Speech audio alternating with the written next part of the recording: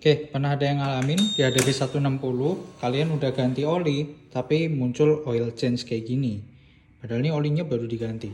Nah, ini ada tipsnya ya, jadi kita bisa ubah. Caranya adalah kita matiin dulu si motornya, terus kita tekan tombol 2 ini, tahan gitu ya, dua-duanya barengan, terus kita putar gilasnya, kita putar gilasnya sampai on ya, tahan. Nah, nanti di sini dia muncul 38 gini, minus 38 ini berarti kelebihan 38 kilo nih.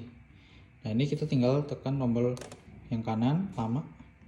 Oke, udah.